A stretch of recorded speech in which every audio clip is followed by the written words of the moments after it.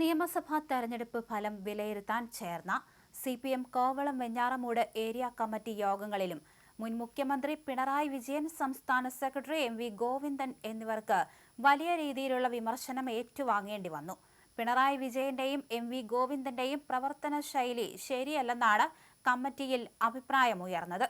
തെരഞ്ഞെടുപ്പ് അടുത്തിരിക്കെ വീട്ടിൽ പോയി ചോദിച്ചാൽ മതി എന്ന പിണറായി വിജയന്റെ ധാർഷ്ട്യം നിറഞ്ഞ പറച്ചിലാണ് ഇത്തരത്തിൽ അഹങ്കാരമായി ജനങ്ങൾക്കിടയിലേക്ക് ഇറങ്ങിച്ചെന്നതും വലിയ തോൽവിയിൽ അത് എത്തിച്ചതും.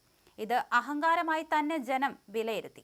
എന്തായാലും വലിയ രീതിയിലുള്ള വിമർശനങ്ങളാണ് പിണറായി വിജയനെതിരെ കമ്മിറ്റിയിൽ ഉയർന്നു വന്നിരിക്കുന്നത്. പയ്യന്നൂരിലെയും തളിപ്പറമ്പിലെയും പ്രശ്നങ്ങൾ പാർട്ടി ശരിയായി പോലും കൈകാര്യം ചെയ്തിട്ടില്ല.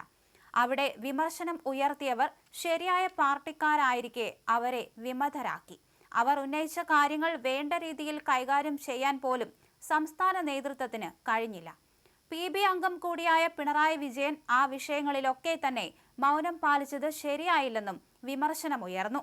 അതേസമയം അടൂരിൽ സംസ്ഥാന സെക്രട്ടറി MV ഗോവിന്ദന് നേരെ CPM തിരിയുന്ന അവസ്ഥയെത്തി. അടൂർ ഏരിയ കമ്മിറ്റിയിൽ പരിഹാസം നിറഞ്ഞ വിമർശനമാണ് ഉന്നയിച്ചത്.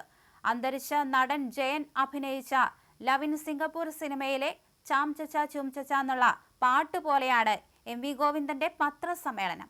എഴുതിയ ആൾക്കോ സംഗീത സംവിധായകനോ പാടിയ ആൾക്കോ അത് എന്താണ് എന്നറിയില്ല എന്നും അംഗങ്ങൾ പറഞ്ഞു. ബന്ധു നിയമനത്തിൽ EP ജയരാജനെതിരെ നടപടിയെടുത്തവർ MV ഗോവിന്ദന്റെ ഭാര്യ നിയമനത്തിനെതിരെ നടപടിയെടുക്കാത്തത് എന്തെന്നും വിമർശനമുണ്ടായി. പിണറായി വിജയൻ പ്രതിപക്ഷ നേതൃസ്ഥാനത്തു നിന്ന് ഒഴിഞ്ഞുനിന്ന് മാതൃക കാണിക്കണം.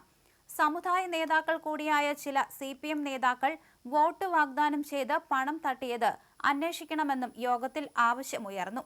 അതേസമയം അടൂരിൽ പ്രിജി കണ്ണൻ എന്ന സൗമ്യമുഖത്തെ എത്തിച്ചതല്ലാതെ CPI ഒന്നും ചെയ്തില്ല. 3 വട്ടം MLA ആയ ചിറ്റയം ഗോപകുമാറിനെതിരായ നെഗറ്റീവ് വോട്ടാണ് പ്രിജി കണ്ണന്റെ തോൽവിക്ക് കാരണമെന്നും അഭിപ്രായമുയർന്നു. എന്തായാലും തുടർച്ചയായി ഉണ്ടാകുന്ന വിമർശനങ്ങളിൽ ആകെപ്പെട്ടിരിക്കുന്ന അവസ്ഥയാണ് മുൻ മുഖ്യമന്ത്രി പിണറായി വിജയന്റേത്.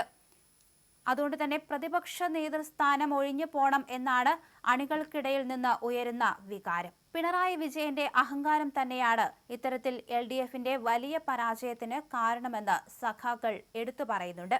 അത് തന്നെയാണ് വലിയ രീതിയിൽ UDFന് വോട്ട് കൂടാൻ കാരണമായത്. അതുകൊണ്ട് തന്നെയാണ് പ്രതിപക്ഷ നേതാവിന്റെ സ്ഥാനം ഒഴിയണമെന്ന് ഇപ്പോൾ ആവശ്യമുയർന്നിരിക്കുന്നത്. ആരുടെയും അഭിപ്രായം ചോദിക്കാതെ തന്നെ പല കാര്യങ്ങളും തീരുമാനിച്ചുറപ്പിച്ച് അത് നടപ്പിലാക്കുകയായിരുന്നു. അതുകൊണ്ട് തന്നെയാണ് വലിയ തോൽവി ഏറ്റുവാങ്ങേണ്ടി വന്നത്. ഇതിന് ചുക്കാൻ പിടിച്ച് ഗോവിന്ദനും കൂടെ നിന്നു. ഇതൊക്കെ തന്നെയാണ് സഖാക്കൾക്കിടയിൽ ഇത്തരത്തിൽ വലിയ രീതിയിലുള്ള വിമർശനങ്ങൾ ഇരുവരും ഏറ്റുവാങ്ങേണ്ടി വന്ന സ്ഥിതിയിലേക്ക് എത്തിയത്.